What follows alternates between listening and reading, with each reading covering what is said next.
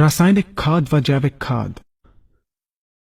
द्वितीय विश्व युद्ध के बाद पश्चिमी देशों के हथियार और विषाक्त रसायन बनाने वाले कारखाने बंद होने के कगार पर पहुंच गए थे, जिसके कारण पश्चिमी देशों को काफी आर्थिक नुकसान हो रहा था। इन देशों ने इस आर्थिक संकट से बचने के लिए एक योजना के तहत उन कारखानों में रासायनिक खाद तथा कीटनाशक बनाना शुरू कर दिया। इन रासायनिक खादों व कीटनाशकों के द्वारा कृषि उत्पादन को बढ़ाने की बात कर हरित क्रांति नाम का एक छद्म जाल बुना। भोले भाले किसान अधिक उत्पादन के लालच में फंसकर रासायनिक खाद व कीटनाशकों का प्रयोग करने लगे।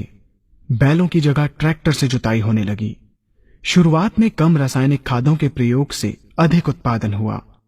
धीरे धीरे रासायनिक खादों के प्रयोग के कारण भूमि की उर्वरा शक्ति क्षीण होने लगी, जिसकी वजह से उत्पादन घटने लगा तथा फसलें कमजोर होने लगी।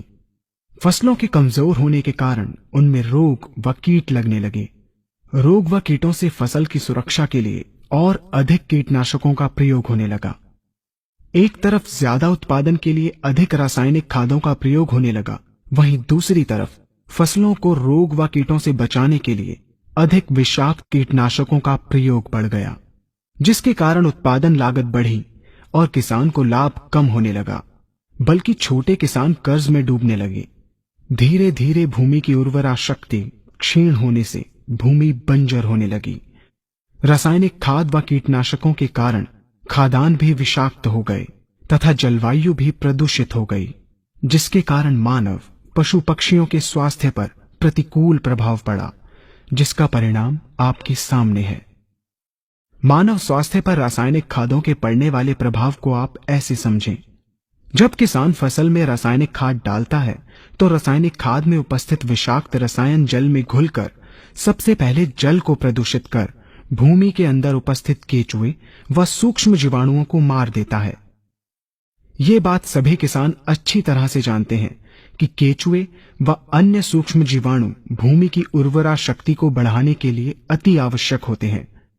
विषाक्त रसायन के कारण इनकी मृत्यु हो जाने से भूमि की उर्वरा शक्ति नष्ट हो जाती है तथा भूमि कठोर होकर बंजर होने लगती है।